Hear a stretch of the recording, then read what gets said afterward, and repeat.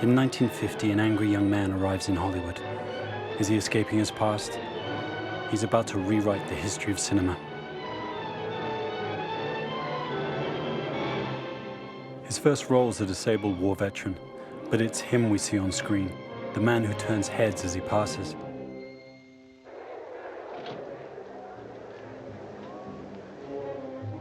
And who fills any room he enters with electricity. They come out slowly, both boys feeling the pace. It's been a very fast fight so far. Disturbing, unsettling. Matt comes in fast now with a left to the head. He glances off, didn't do very much damage. Jenkins jabs to the left and brings over an explosive charge. A fast left and right by Jenkins. I think Pyle is hurt. And he's holding on now. Jenkins is trying to measure it. Woe betide whoever lights the fuse. When he scores with the right under the heart. But what are you looking at? He clenched, wrestled, and set in the ring. Jenkins trying to shake Pyle off. Three now, some punching.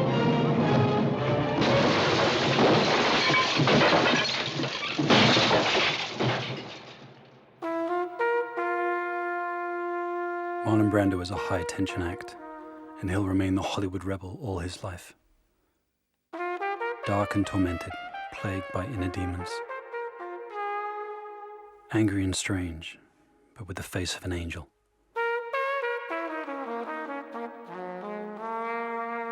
I think the trick, the wonderful thing about him is the combination between a soft, yearning, girlish side to him, and a dissatisfaction that's violent and can be dangerous. I think that the combination of the two, clashing, are what makes that a wonderful performance. When I first saw him, in a way it was disturbing. Disturbing but good, in that he was so much in touch with himself in a very naked, basic, simple way. And being in touch with himself, he was so unique as a person. What he brought was, like you said, wow, what is this? Who is this?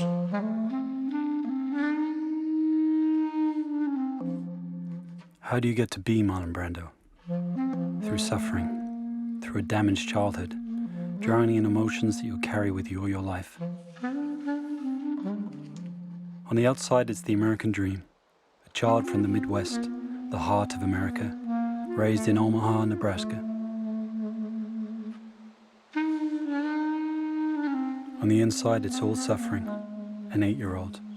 Marlon is there with his one true love, his mother Dodie, but this love is under a constant shadow.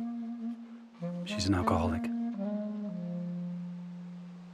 He'd come home and she'd be drunk, and he just wanted her to be mother, like everybody else had a mother in this farm country. And she wasn't that. In the afternoon, she's gone. He goes to look for her, combs the bars, finds her in a drunken stupor. He brings her home, undresses her, puts her to bed. The son is his mother's keeper.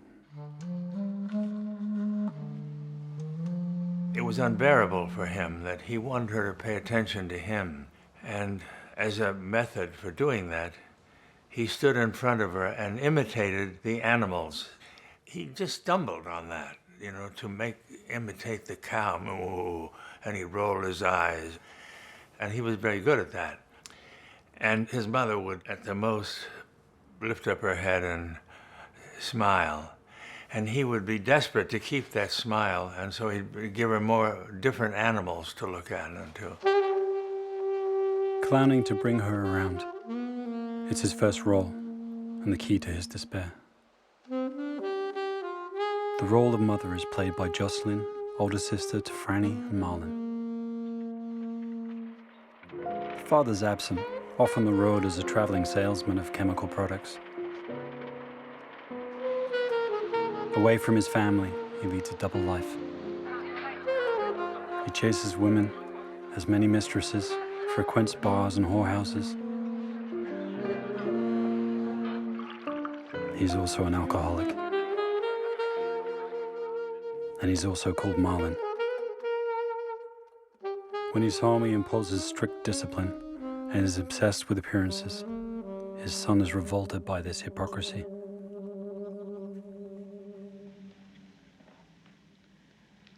My father was a drunk, tough, whore fucker, bar fighter, super masculine. And he was tough. My mother was very poetic, and also a drunk. And all my memories, when I was a kid, was of her being arrested nude. We lived in a small town, farming community. We lived on a farm. And I'd come home after school. She'd be gone or in jail or something. And I can't remember very many good things. He's 11 years old, and as the son of 2 alcoholics, he's already suffering. He burns with anger. He's eaten up by it. When the words run out, there's music. He plays drums for hours on end. He's always on edge. Upstairs, his parents' rows are getting worse. Their fights are becoming violent. Now he's his mother's bodyguard. And at that point, Brando, at age 12, stepped in and said to his father, "If you do anything more with my mother, I will kill you." And Senior stopped. This flame of antagonism came out about his father. He hated his father all his life, and even when he died. At 17, Marlon's thrown out of school. He's dyslexic and too mixed up to learn. He's a misfit, wandering the countryside around the family farm. He's a loner. His only friends are the animals. The dog, the cow he has to milk twice a day. When he goes out, he smells of manure. He's the little hick, and he's sick with shame. The girls all fall for his heavenly looks, but he's still just the little punk. 2 years of military academy doesn't change a thing. He's thrown out. He'll never be soldier material. He injures his knee playing football, and he's discharged.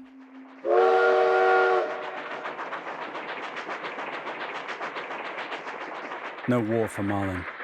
All he wants to do is escape his past. So at 19, he leaves for New York City.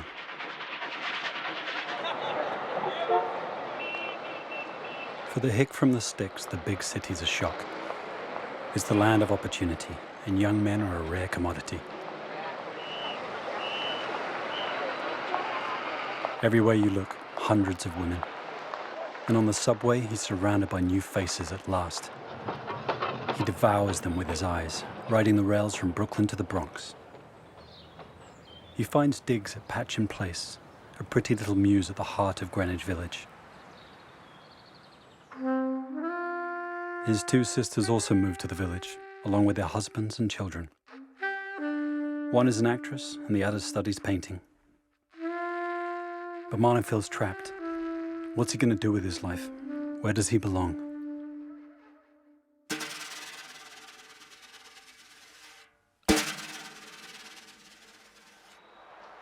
He works as an elevator boy in a hotel in the village.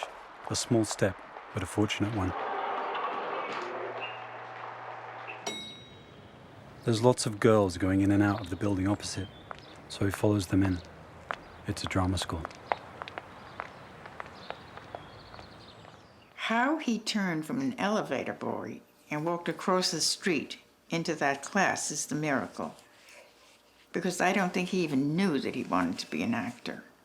But there was a new school and he was an elevator boy on the same block. As a student at the new school, Marlon gets his actor's training. He goes to classes in jeans and trainers with little enthusiasm. But all that changes when he joins Stella Adler's class. He's still holding back, but he becomes fascinated. She's a former student of the Russian actor Stanislavski. She teaches his method based on emotional truth. For Marlon, it's miraculous. The great teacher respects and values him for who he is. She encourages him to be himself. I think she was probably the most important person in his life. She was his mentor. She was his goddess, his muse. She seemed to have all the answers. Stella opens him up to culture. He reads Dostoevsky and Freud and discovers Hinduism. He's on a spiritual quest. Stella's daughter Ellen becomes his companion, both on this quest and real life. After classes, he takes her to Central Park and dazzles her with his long-time talent of mimicry. That always goes down well. One of the remarkable things about Marlon was his humor. He's one of the funniest people I've ever known in my life. I mean, not only just mimicking, whether it was animals, fruits, people, inanimate objects he could do, like a 12-year-old's boobs was one thing. He said, "What is this?" I said, "I don't know, what is it?" He said, "It's a 12-year-old's boobs." I mean, you see how enchanting the way he was. And the family just adored him. My mother loved him unbelievably. He was playful beyond belief. He had a sense of humor that was a knockout. Ever the clown, life is one long game that he pulls all his friends into. Friends like the actor Montgomery Clift.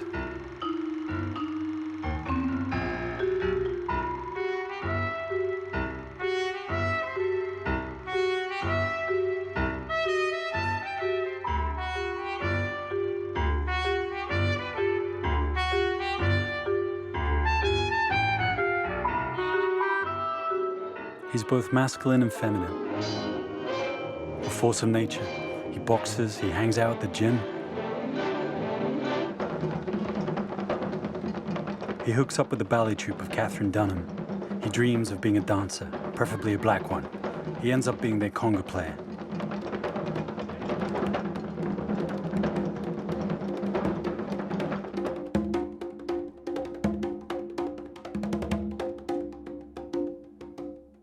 A dancer and choreographer, Dunham becomes his other muse. His primitive goddess, who has many other secrets to reveal. Those of the African rhythms. He wants to know about voodoo rituals, so in Harlem, with the Haitians, he seeks out the trance.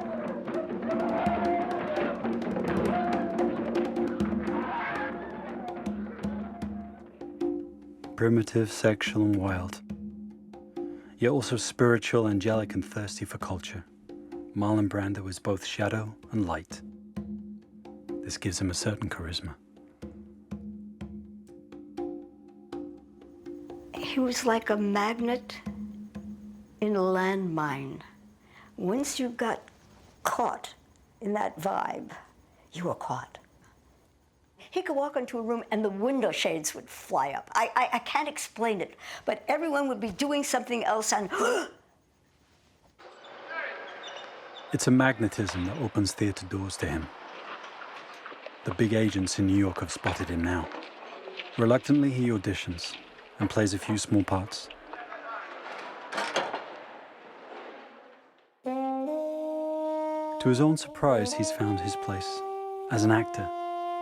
But is it really his own choice, his deepest desire, or just another role assigned to him by others? He got tremendous reviews. And the thing that was important to him about the reviews was not what he did as an actor, but that he was approved of.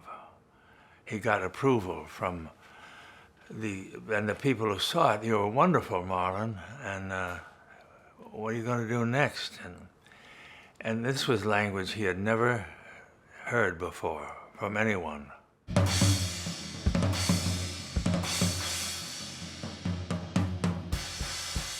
His father constantly made negative comments about him.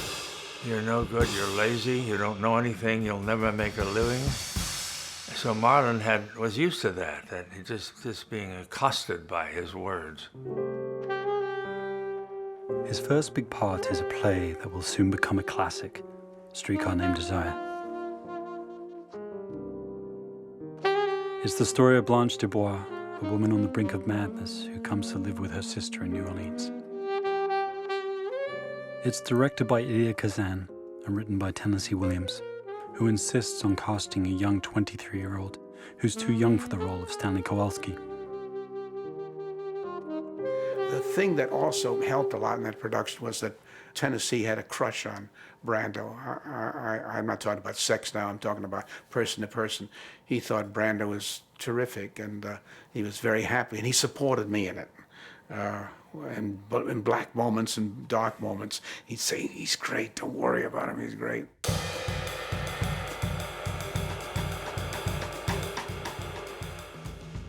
There's a cast of 9, but from the start the audience only has eyes for one of them. He whispers, he murmurs, he yells, he sobs. He's not just saying his lines, he's living them.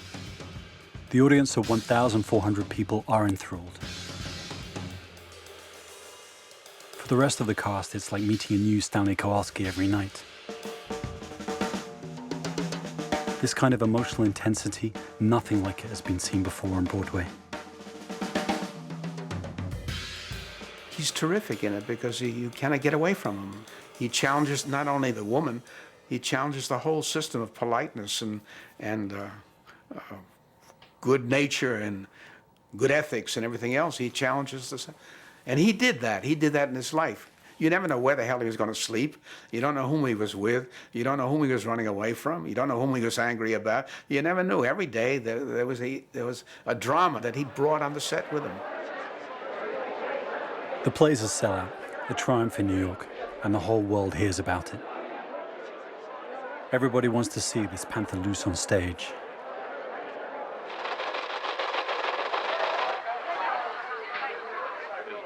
The critics go wild. They're calling it a revolution in acting. Marlon is the darling of New York, the one you just have to see to believe.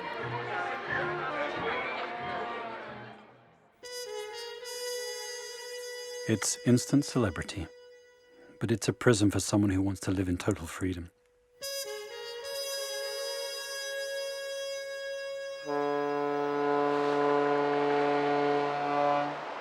So Marlon runs away. It's 1949, he's 25.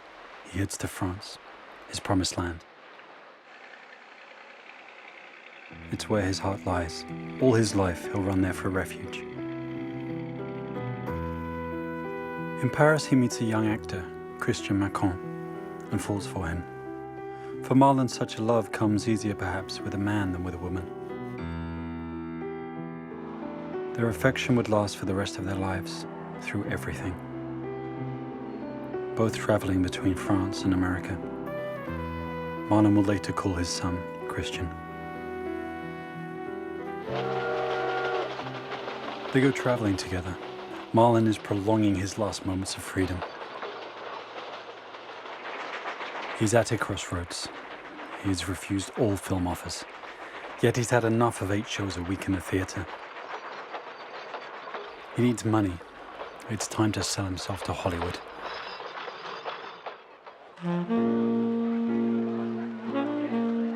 The stars are all still ruled by the studios. They're employed by them and held under long contracts.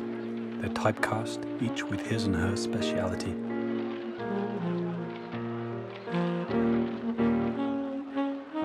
Cinema is still like a branch of the theater. The text comes first, and emotion is primarily conveyed by words.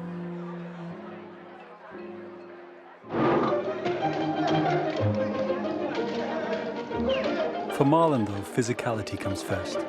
His first role is a paraplegic, an impotent war veteran confronted with the love of a faithful woman.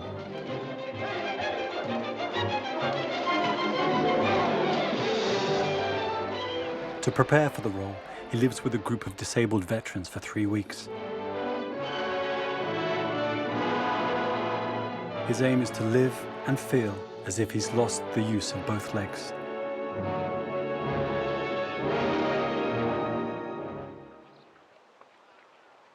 He will live it all inside himself. But his acting partner, Teresa Wright, is of the old school. "I'm cutting off my own throat," she says, when she agrees to play opposite him. Darn wires go every which way. Let me have it.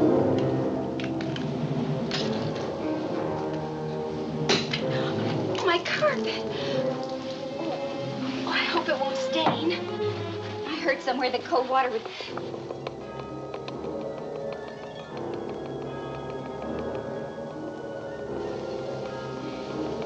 What's the matter? Nothing. I'll get some water. What are you looking at? You've seen this before. I'm sorry. I don't like the way you're looking at me, Ellie. I said I was sorry. Yeah, I know, but what are you sorry for? I don't know. Stop putting me on trial. You picket me so I can't think. Wait a minute, what are you thinking? Are you thinking you made a mistake? Is that it? You're sorry, aren't you?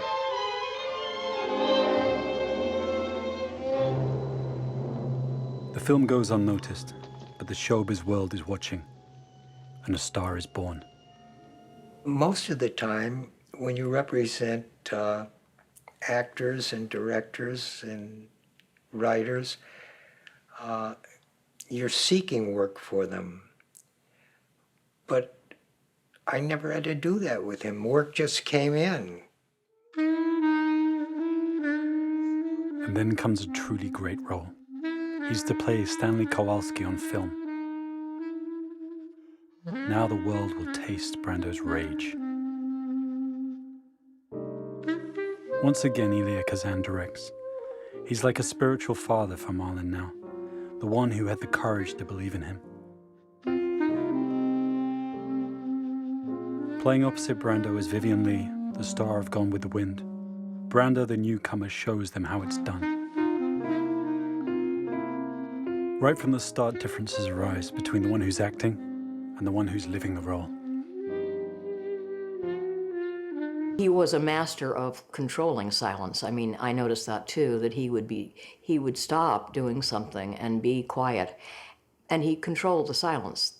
But it was instinctive too, totally instinctive. Everything was organic about this man. Marlon is by now more than just an actor. He's an icon. The tight t-shirt, the skinny jeans, the new American male is born.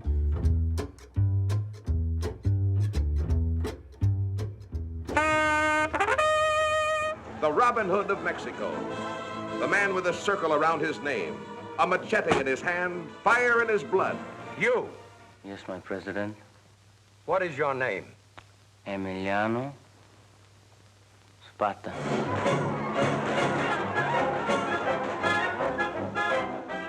His third role, again directed by Kazan, is Zapata, the leader of a peasants' revolution in Mexico.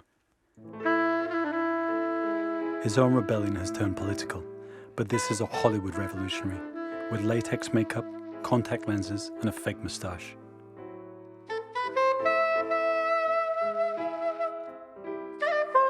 It's another rebel image. Marlon is chasing his destiny as an icon, in a century in which image is everything. In real life, however, the revolutionaries are being tracked down and interrogated by Senator McCarthy's witch hunt for American communists.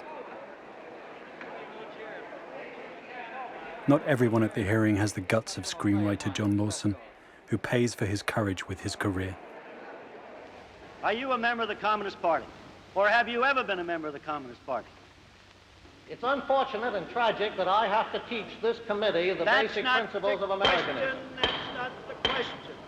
The question is, have you ever been a member of the Communist Party? I have told you that I will offer my beliefs, my affiliations. Stand away from the stand. I have written for Americanism for many years, and I shall stand continue away from the stand. to fight for the Bill of Rights, which you are trying to destroy. And in the spring of 1952, it's the turn of Elia Kazan. He confesses.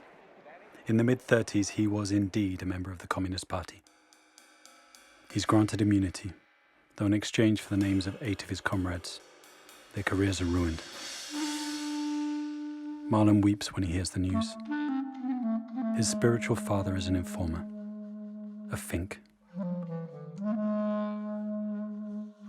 It's a deep betrayal, just as he's about to take on the biggest challenge of his career.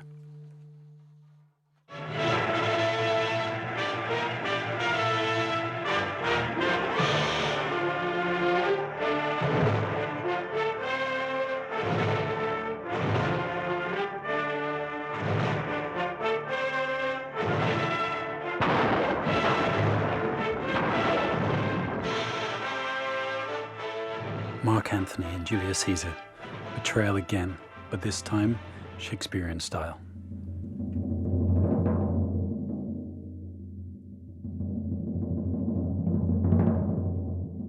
Joseph Mankiewicz offers him the role, and Marlon is terrified.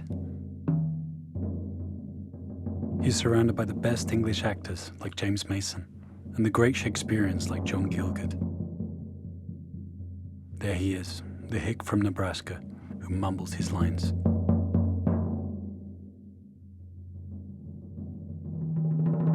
Marlon the dyslexic is confronted with classical Shakespearean pentameters. Friends, Romans, countrymen, lend me your ears. I come to bury Caesar, not to praise him.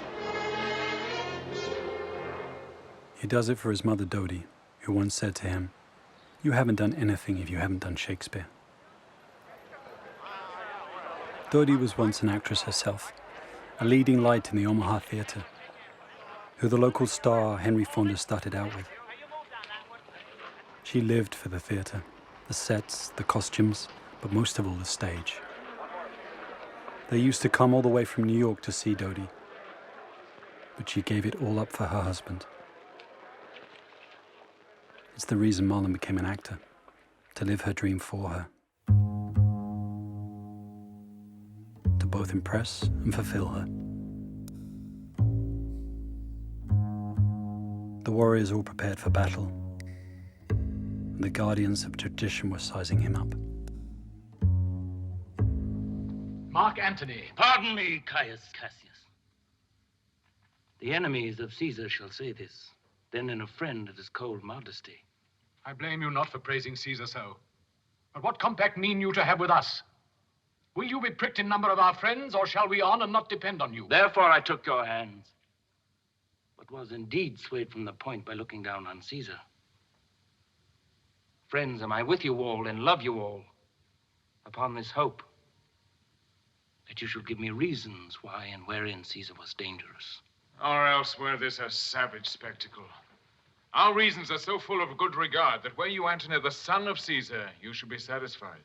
That's all I seek, and am moreover suitor that I may produce his body to the marketplace, and in the pulpit as becomes a friend, speak in the order of his funeral. You shall, Mark Antony. Brutus, a word with you. And as Caesar's assassins, the two great English actors retire to the wings, Marlon can feel it. Victory is his. Who's the greatest actor in the world? The same name comes up every time. Laurence Olivier, the great Shakespearean. But this time, it's Marlon Brando, the 29-year-old American who has triumphed in the Bard's work. As he addresses the crowd in the forum, Marlon is in fact proclaiming America the new great artistic power. Now America will show the world what a great actor is.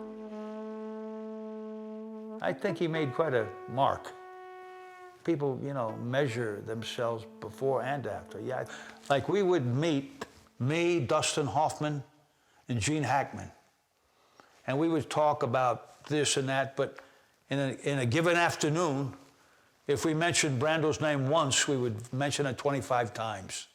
Because he was really like a hero coming up, Brando. Because he was so different and so unique. How do you become Marlon Brando?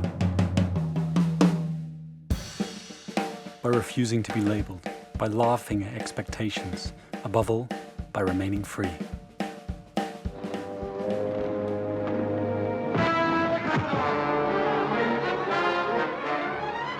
We got this town on a rope.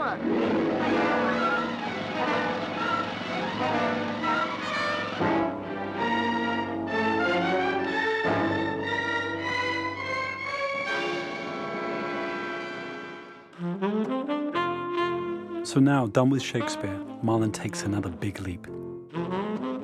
Johnny Strabler, the leader of a biker gang, an angel from hell spreading panic through a little California town.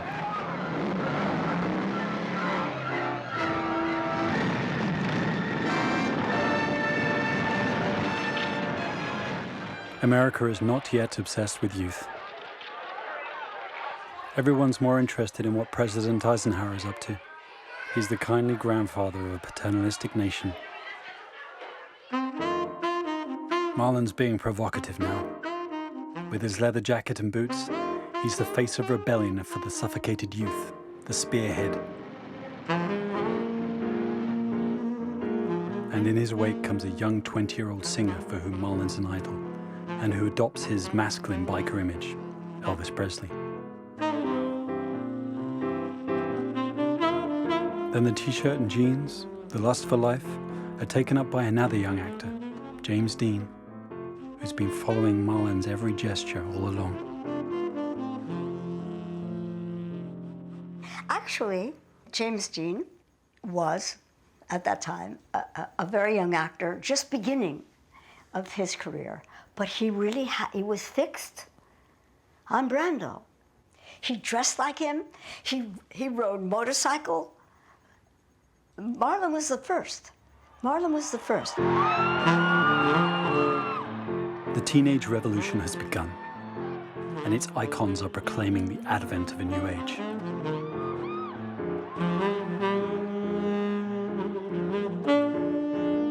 The two great emblems of youth culture are both there in Hollywood at the very same time. The death of James Dean at 24 will focus the world's attention on him, but when he was alive, he was very much Marlon's disciple.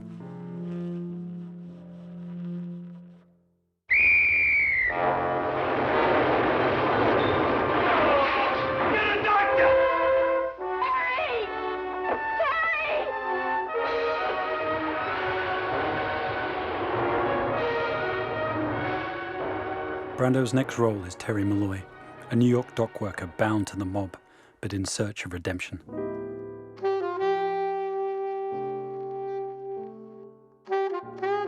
He's back with Kazan again, Kazan the snitch. Marlon has twice turned down the film. But the film's producer, Sam Spiegel, knows just what to say. Kazan stands by his choice. Marlon has to talk to him. Terry Malloy is a role cut out for him. You want me my philosophy of life? Do it to him before he does it to you.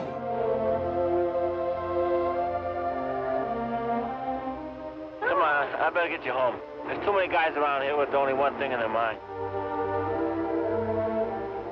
Am I gonna see you again? What for?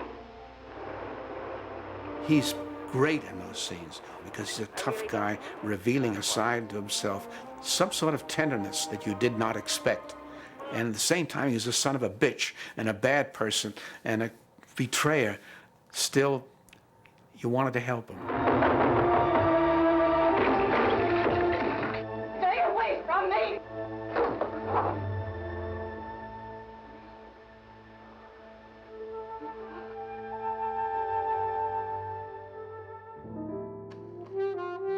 The film is also a defense of its director, Elia Kazan, and his decision to denounce his colleagues.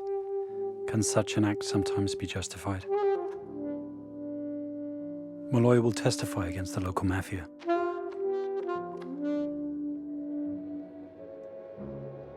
Threatened by his bosses, he'll stand firm and alone.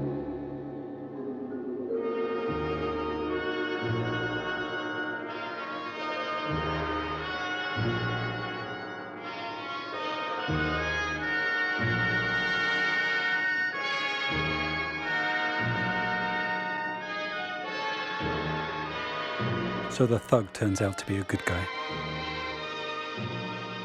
In the final sequence, he's a Christ-like figure climbing up towards the cross.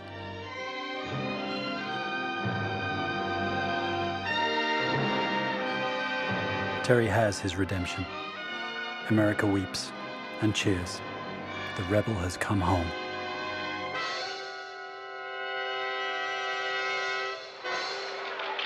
Marlon is now ripe for the great award, the Oscar.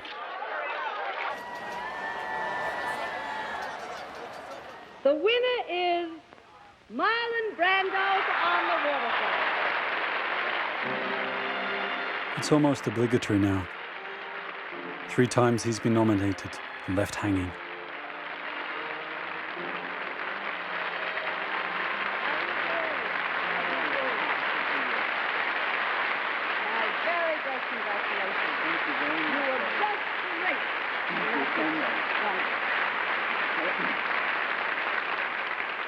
It's much heavier than I imagined.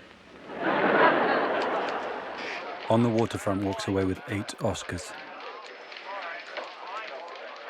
It's already a box office smash, led by Brando, the most popular star in America. With a series of 6 legendary films behind him, he's already part of movie history. At 30 years old, a magnificent career is opening up to him. But does he even want it? Does he even take acting seriously? 2 days later, in a television interview, he gives his reply. He promises even better work is to come. Well, I'll tell you, Ed, up to last year, I sort of regarded acting as a means of making a living, and not much more. I was interested in other things, but I've taken a pretty active interest in it, and since I don't do anything else well, and up to this time I haven't decided what else I would like to do, I might as well put all my energies into being as good an actor as I can. But Marlon is just papering over the cracks. His mother, Dodie, is dead. It's over. He can't play for her anymore. Marlon has lost his compass. He's devastated. He's suffering from panic attacks that can knock him to the ground, unable to breathe. He's undergoing analysis with the Hungarian Bela Mittelman, deemed so important that the times of their sessions are scheduled into his filming contract. He was very committed to Dr. Mittelman and really was controlled by Mittelman for a long time. I mean, Mittelman said this and Mittelman says that. Mittelman. So how can you still be Marlon Brando when you're a broken man?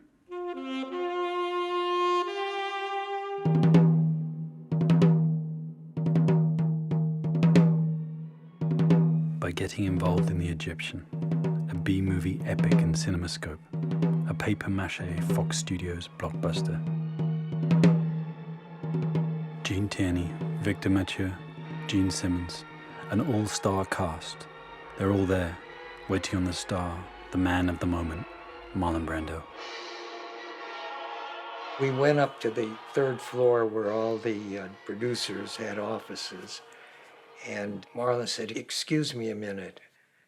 He said, I have to go to the men's room. Will you tell me where do I go? So they said, oh, they took him out the door, and they said, it's just down the hall, and there's a bathroom there. He said, okay, so we all went back into the office to sit down, and we're waiting, and there's no Marlon. So I finally go into the bathroom to find him. He's gone. And he left. He left the studio and went to New York. It was bad Hollywood, Marlon would later say. He signed his contract, he's had the script for 6 months, but has he even read it? Marlon disappears and hides out with friends in New York, a fugitive. He just can't handle it all. Darryl Zanuck, studio boss of Fox, is furious. He takes Marlon to court, claiming $2 million in damage.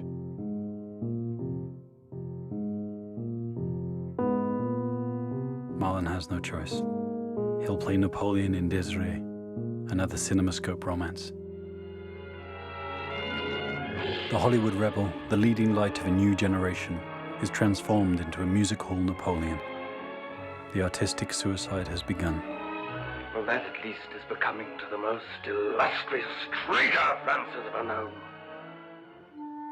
It's another actor entirely that shows up on set. He's flippant, he doesn't know his lines. The angry young man is caught in the golden cage of Hollywood. He can't help it.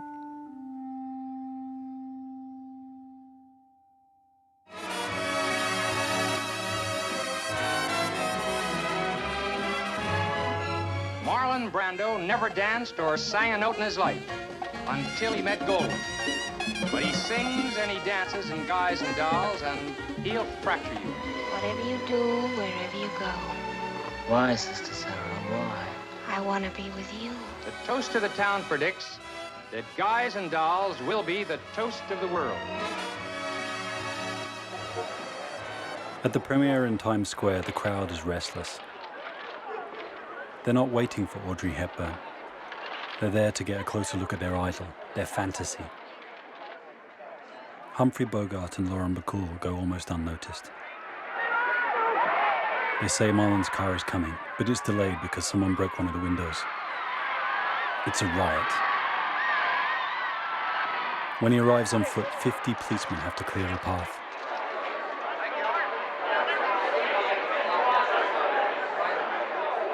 He panicked a lot. We didn't know how to deal with it. I mean, it was so overwhelming. We're not talking about just an actor who became famous. The whole world still talks about him. It's the same thing in Rome, in Spain. In Paris, they try and tear off his shirt. It's a nightmare. At 15, he was a solitary outcast. He hardly existed. Now at 31, the world's watching his every move. He's suffocating.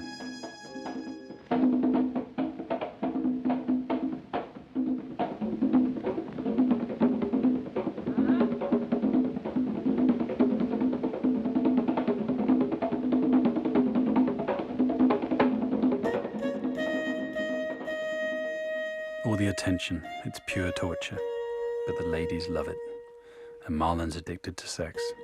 He wants them all, and he has them all.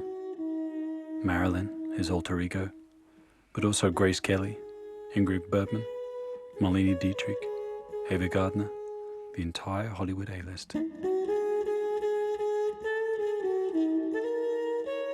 Or what about that girl on a magazine cover, Rita Moreno, just starting out in the business? Will soon be Puerto Rican Anita in West Side Story. Marlon sends for her.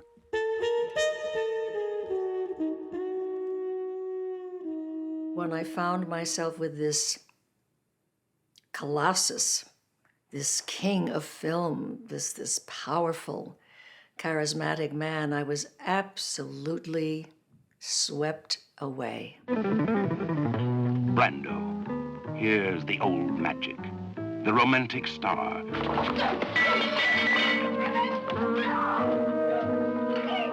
Their relationship will last 10 years, a devouring sexual passion. I can only say that he was very imaginative, and he was very verbal, and he fantasized in a very erotic way. It was great. I loved it. But the problem was too many fantasies.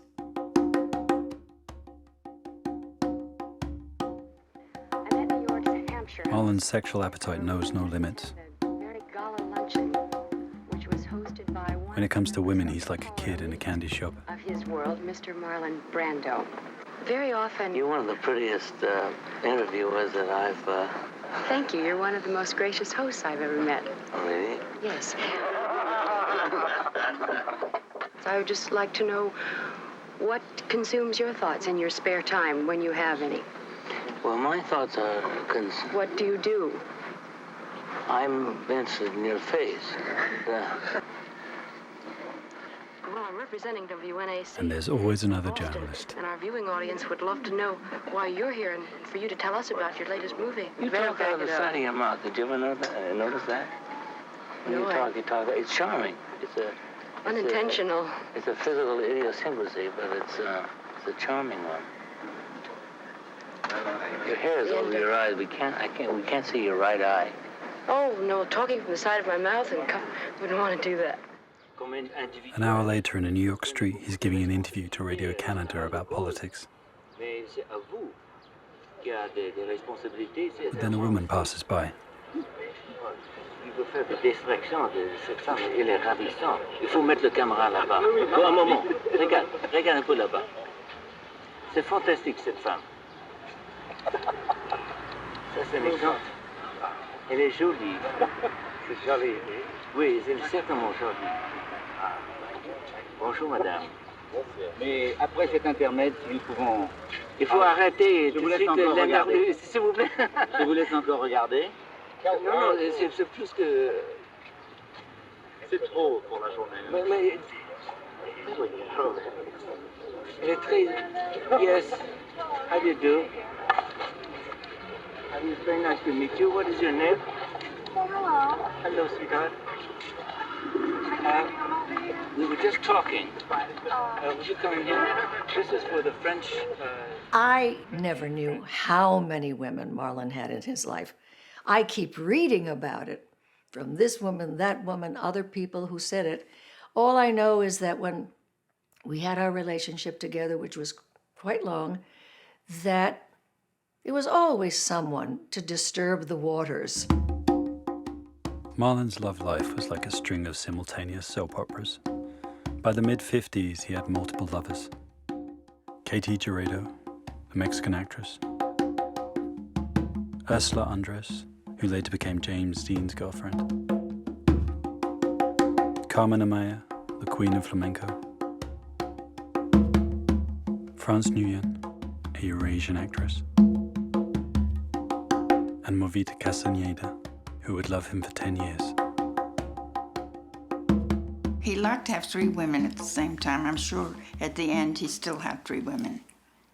One for this, one for that, one to cook, one to set the table, one to clean the dishes, I don't know what. One time I was really, really so angry because he had promised to be faithful to me. And then I found that he had betrayed me again for the, 12th, 15th time. And that's when Elvis Presley's manager called and he said, my client Elvis would like to meet you. And I thought, why not? The other king. And that's when I went and I went out with Elvis for a few times. And that didn't work out too well. He was a country boy. You know, Marlon was this colossus, this gorgeous brain of his, and it was beautiful. What was inside there was many, many things, but it was also beautiful because he was such an original thinker, which is probably what made him such an extraordinary actor. There was no mystery in his technique with women. It was always the same. An intense seduction. And then he disappears. Then the surprise return. It was his childhood all over again. I think he was always either consciously or subconsciously hostile to women because his mother treated him so badly. He talked about it in a loving way many times, but she deserted him. He's a predator who sees himself as the king of hearts. He blows hot and cold, He likes to control people, but he's naive. In search of a lost innocence, which he soon finds in Anna Kashfi, an exotic Indian brunette from Darjeeling who just arrived in Hollywood. Anna Kashfi as Miss Yang, whose help enabled one man to dare the impossible. She's an angel. He wants to marry her. But is he able to commit? After all, he just confessed in an interview with Truman Capote, I can't love anyone. I can't trust anyone enough to give myself to them. Marlon's anger is deeply rooted in his relationship with his mother. He writes to Anna saying that he couldn't love her if his mother was still alive. She'd prevent him. He was afraid of being a mama's boy. He once said that. Among the other things he confessed was that one of the things he was afraid of was that he would be taken as a mama's boy. Anna looks like his mother, but then he finds out that she's invented her past. She's from Wales, not India. No matter, he marries her anyway. He's 33. They have a son, Christian, but he too will have a damaged childhood. 8 months later, the couple are in court. Anna files for divorce in custody of Christian. A father with such a promiscuous history is judged harmful to his son's mental health and is ordered to stay away from him. But the boy will soon become a pawn in a long-running war. When custody is withdrawn from Anna, she smashes Marlon's windows and even organizes a kidnapping to get the boy back. Fueled by a mixture of alcohol and tranquilizers, the real Anna is revealed. It'll be 12 years of hell for Marlon. Tahiti. For generations, the dream island of the Western world. A land of easygoing, fun-loving people. A land that has always represented escape from civilization. Marlon's search for serenity will take him far away from Hollywood. On the set of Mutiny on the Bounty, he will meet a new companion, 19-year-old Tarita, who will give him 2 children, Teutu and Cheyenne. It's my name. Is my name? No. Fletcher. No, Fletcher. Carol Reed, the director of The Third Man, is at the helm of this sumptuous blockbuster, for which MGM has had a 3-master built specially. But the engines catch fire, and the crew have to abandon ship. The monsoon rages for weeks. Hollywood's biggest disaster is underway. But the biggest problem is the star. Marlon has enough clout by now to have total script approval. He's constantly criticizing and cutting. Now Carol Reed abandons ship.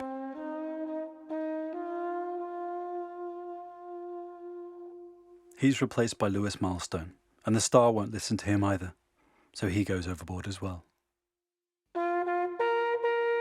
George Seaton is the third director. There have been 27 rewrites. He has to wrap things up. Marlon has the whole shoot at his mercy. His confrontation with Captain Bligh in the film reflects his attitude on set.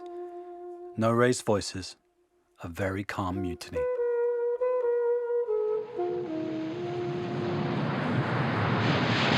Any excuse to retard our progress, eh, Mr. Christian?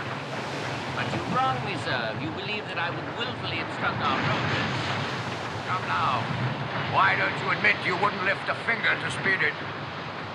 But that's absurd, sir. Why should I not wish to do my best?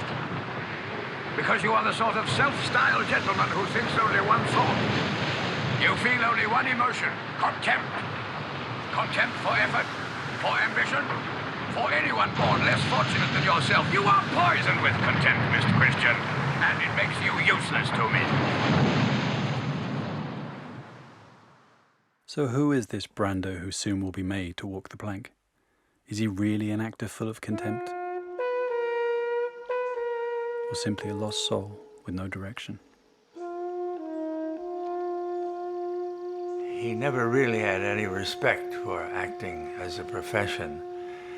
And he said then, if they paid me to sweep the floor for the same money, I'd sweep the floor. Well, it is strange, and I think he thought it was a sissy profession. It was not what a real man does. And he didn't understand that he really had no choice. He couldn't have done anything else. He was damn lucky to have that because he really was not equipped to do anything else. He didn't have the concentration. He could get under a car and fix the car, but he couldn't manufacture. He couldn't go into something where he'd have to do the same thing all the time. I don't think he had much choice, but he was a tragic figure, really, Marlon. MGM almost go bust. Its directors all lose their job. The production is in jeopardy. The studio launches a press campaign against the star who has single-handedly lost them $6 million. They want this loose cannon out of Hollywood.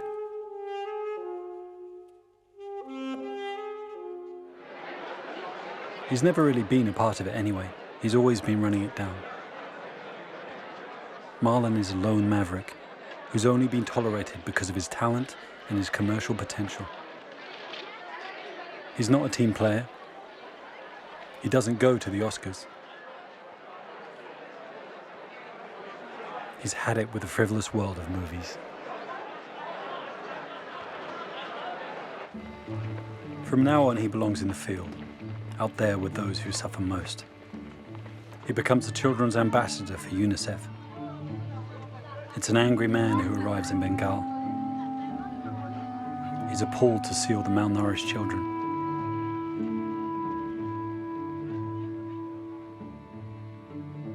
He wants to be of use.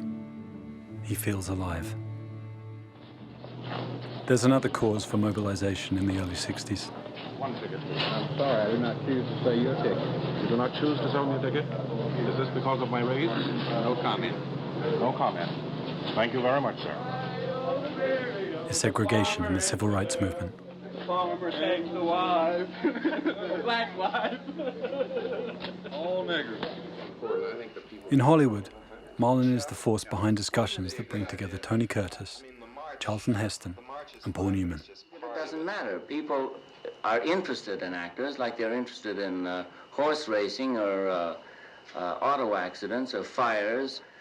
Whatever the attraction is, maybe it's a cynical remark to make, but the fact is that it will make people pause long enough to consider whether it is right or wrong that a Negro should vote, that he should have a decent place to live, that he should be able to send his kids to a good hospital. At the March on Washington, he stands shoulder to shoulder with Martin Luther King, the apostle of nonviolence. But in the mid-60s, the ghettos are ablaze. Riots are breaking out from Baltimore to Chicago.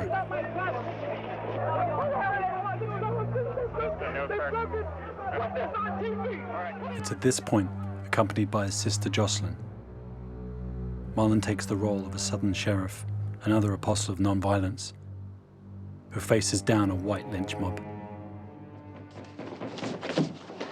Arthur Penn, actor and activist, become one. At last, a film with a purpose.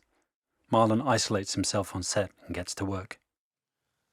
I met Brando on that movie, and he invited me into his dressing room, and I was very honored.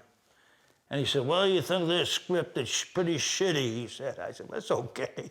So we talk. I said, oh boy, we're going to be like brothers. Well, he would never say good morning to anybody. He'd pass you by. Knowing you wanted him to say good morning, he would never say good morning. So he was very much of an elitist, very narcissistic, but still unique, so you wanted to know him better. But America doesn't like the mirror he holds up. The press call it a sadomasochistic folly. The chase is a box office flop.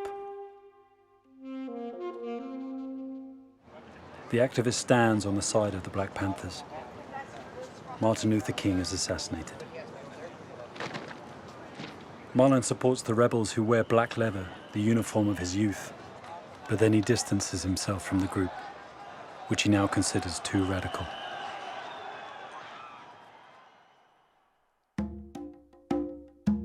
In need of money, he makes a series of mediocre films which are all commercial failures.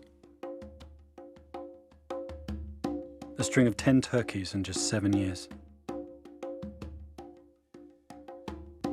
For the ridiculous sum of $50,000, he goes to England to make The Nightcomers. The film will be shelved for a whole year. Marlon Brando is no longer a draw. His career is over.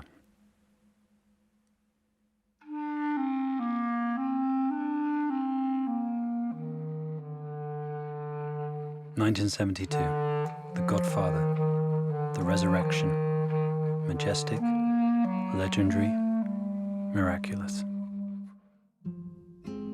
Producer Bob Evans won't even consider Brando, but director Francis Ford Coppola is willing to bet everything on him. And this time Marlon wants the role. He even accepts to do a screen test and has clear ideas for his makeup. He's thrilled to be able to disappear completely behind the character of Don Corleone, the head of a mafia family. Marlon stands up for Coppola when the studio threatens to fire him.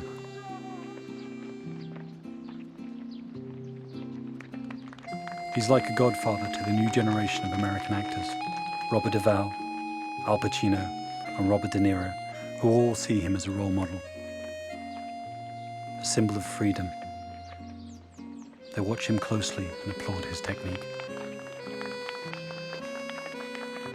He would be in the corner talking. Come, action, cut, back to. It was all the same. There didn't seem to be a beginning and an end. When they say action, you don't have to start. It's like an evolvement, a continuation.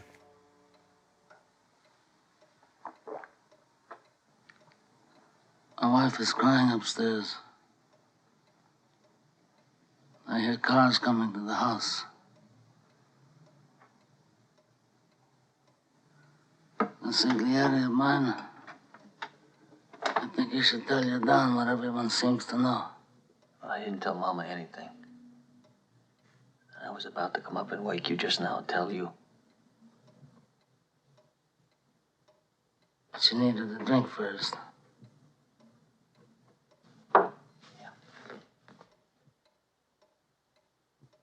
And now you've had your drink.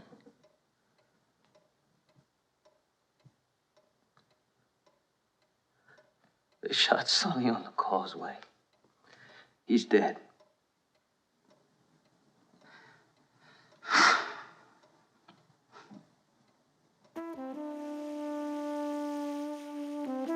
The king has returned to his throne, writes Newsweek. He's now the king of character actors. The film is a phenomenal success. Marlon has earned his title for generations to come.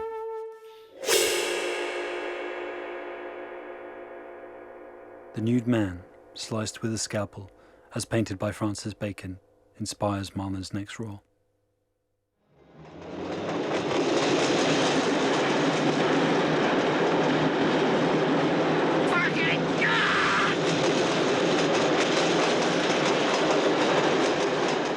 A man completely alone whose wife has just committed suicide. In Last Tango in Paris, Marlon exposes his vulnerability. Moi, je pensais que j'avais chez moi un morceau d'histoire du cinéma. Et l'acteur la personne la plus extraordinaire que j'aurais jamais eue dans ma vie. Et j'avais raison, de toute façon.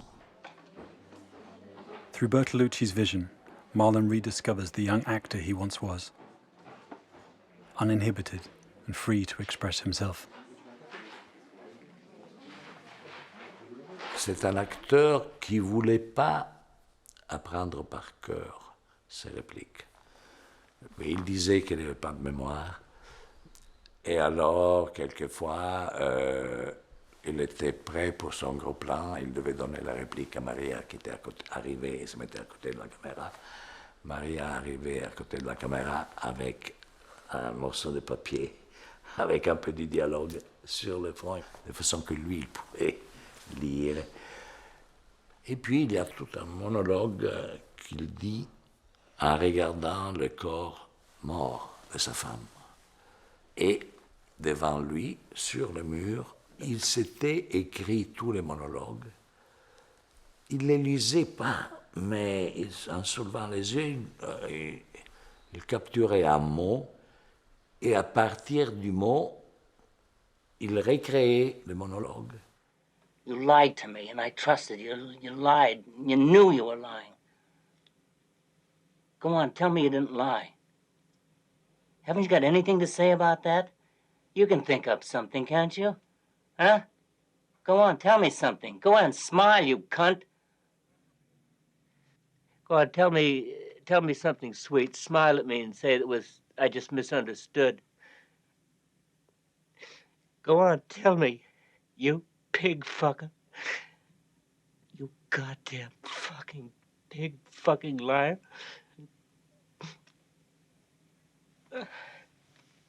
Rosa. I'm sorry. I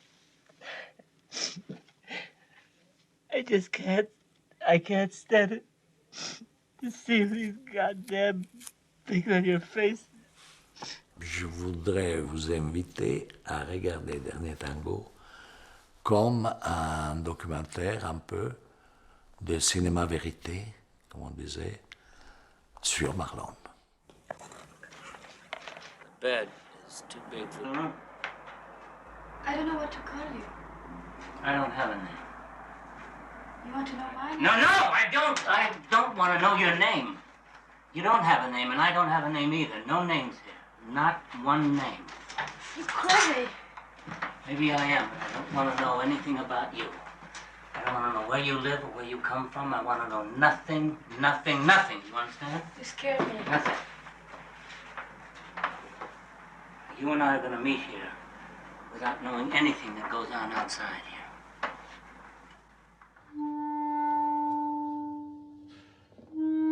He gives it his all, like no star before him ever did, with no limits.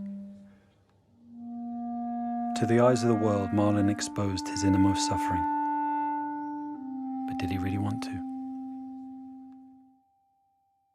Je me suis demandé s'il n'était pas peut-être un peu fâché avec moi, ou même avec soi-même, du moment qu'il avait raconté des choses très intimes. Et il a compris qu'il s'est fait avoir pour un jeune metteur en scène italien de 30 ans, au-delà de ce qu'il voulait. Et ce n'est pas tellement le fait d'avoir été violé dans ses secrets par moi, c'est le fait que malgré tout, malgré toute son expérience de plateau, de cinéma, de personnages, de metteurs en scène, etc., il ne s'était pas rendu compte de combien il me donnait. And then after that, he said, I will never do that again. I will never open myself up. I will never reveal myself that much ever again. And he never did. He always played after that. You know, played meaning played funny, weird characters. Didn't take acting seriously. That was the last time. The rebel is still alive and kicking. To raise two fingers again at Hollywood, Marlon now turns down a second Oscar for The Godfather. He sends a Native American woman in his place to protest the negative portrayal of her people in films. There's a general shock and horror. Marlon has desecrated the sacred institution of Hollywood. He snubbed the Oscar, a powerful gesture, All around the world, the Native American cause is big news. He's shunned by Hollywood, but he couldn't care less.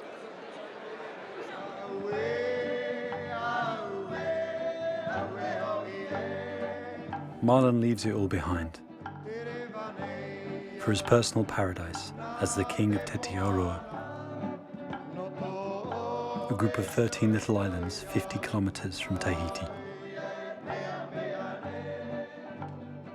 He's been living there for 6 years, living out his fantasy of a harem of primitive women, natural beauties with silken skin, who'll give themselves willingly to a man's desires.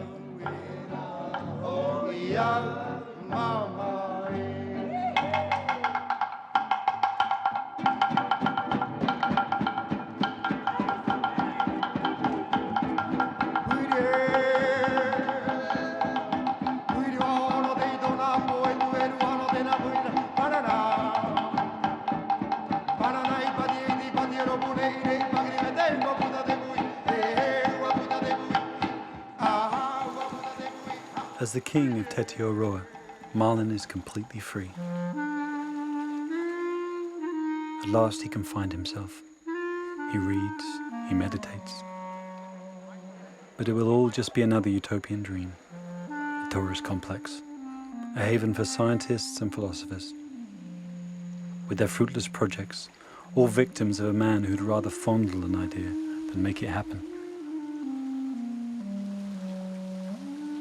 Millions of dollars are sunk into the lagoon. It's back to Los Angeles. Marlon has to step in front of the cameras again. His lack of interest in acting showed. And in the last third of his career, he was only interested in money, really. To be a king, you have to have money. A lot of money. $3 million for just 3 scenes in the formula. $5 million for just 10 minutes on screen in Christopher Columbus. And $15 million for 12 days shooting on Superman, a colossal sum at the time. Yes, it was astronomical.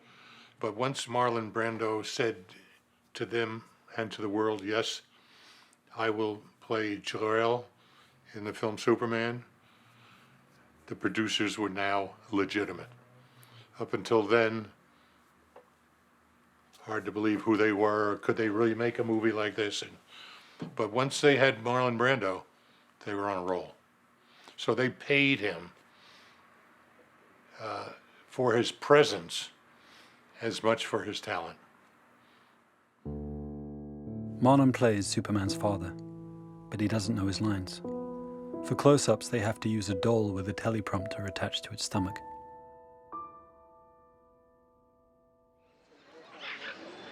The lines are once again an issue when Marlon arrives on set of Apocalypse Now in the Philippines.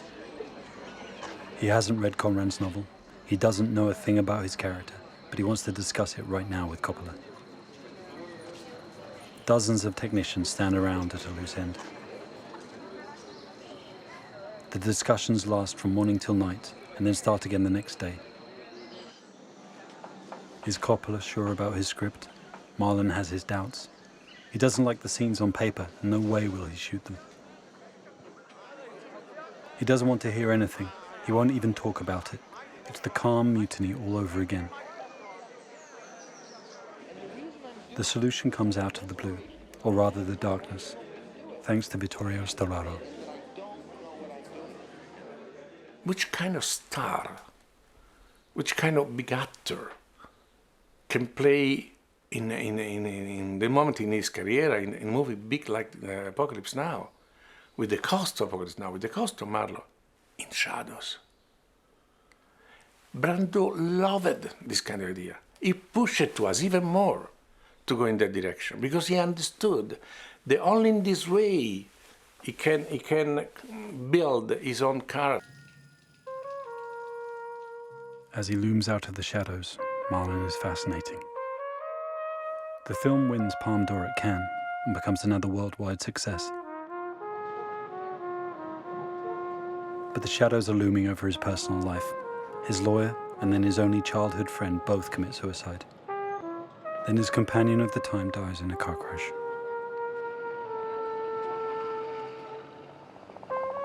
Marlon shuts himself away in his fortified mansion on Mulholland Drive. He's the king of the hill that he shares with Jack Nicholson. He won't make another film for 10 years. He's a free man now, and he proclaims that he's disgusted by the acting profession. Why did I make that choice? I don't find acting satisfying. I find it odious, unpleasant. It's a waste of life. It's a waste of time. I don't find it stimulating or interesting. It's not a consuming passion. I've sort of lived a contemplative life, trying to figure out what it is that I would like to do. I never really knew. Such as? I've spent hours and hours watching ants go up and down my sink. He was unbelievably lazy.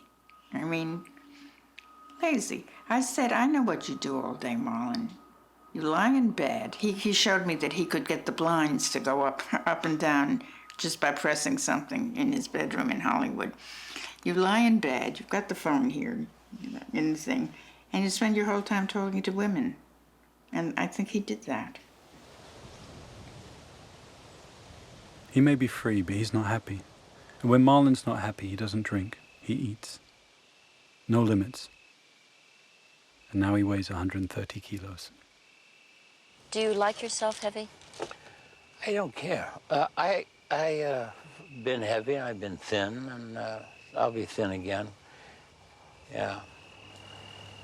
But it doesn't make that much of a difference whether you're fat or thin in life. It's just that if you're a good person. The tragedy for me is what he became. He became a joke on himself. He became impossible in a non-ingratiating way. He became a sad, self-indulgent, mischievous, sometimes cruel, non-loving person. Marlon's love seems reserved for his family, but this also has no limits. He has 12 children by 7 different women. Like a primitive chieftain, he presents his tribe. He protects it tenderly, his family, when he's not devouring it with his ego.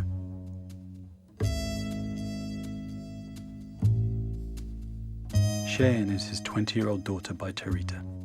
She lives in the house on Mulholland Drive with her companion, Dag Droulet. She's pregnant with his child.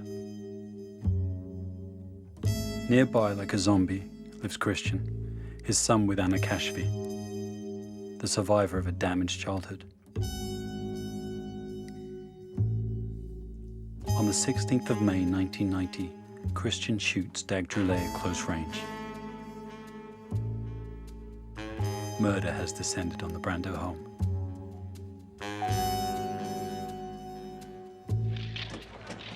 Christian Brando, a murderer. Did he want to prove to his father how tough he was? One thing's for sure, with all the whiskey and cocaine, he's been out of it for a long time.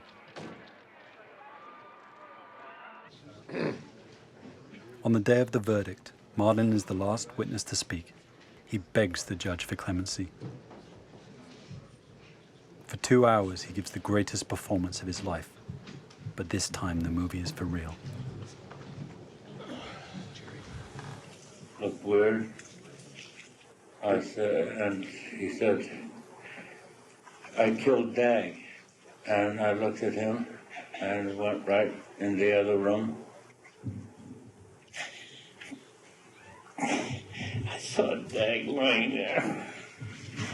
And I breathed into his mouth and I called 911. Code section 192. The prosecutor is asking for 16 years. The judge is more lenient, but still finds Christian guilty. Total sentence imposed is 10 years. Are Marlon's tears the tears of a broken-hearted father? Or those of an actor? Has he overplayed it? Does he even know himself? The lying and the cheating, everything started to catch up. You know, that's the way it is in life. You can't do that kind of thing forever and fake it. He'd fake it all over the place. And he never lost his ability to improvise. But to be as a human being, no, he didn't. He never knew. He never had it. Am I still that kid whose mother was drunk all the time, or am I the one who went to New York, or who am I? The question of identity is the scourge of Marlon Brando. Now it goes public, and the whip, this time, is wielded by his daughter. Cheyenne has declared to the press, "I've always been the sacrificial lamb of Marlon Brando." On Easter Day, she hangs herself at the house in Tahiti. One aging actor has paid the heaviest price, misery without limits. He will bear this until his death 9 years later, at the age of 80.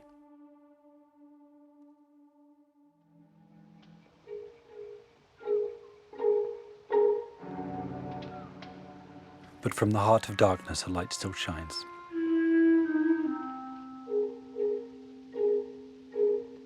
The light of a genius who redefined his art. Raw and magnetic, he broke all boundaries, laughed at the limitations,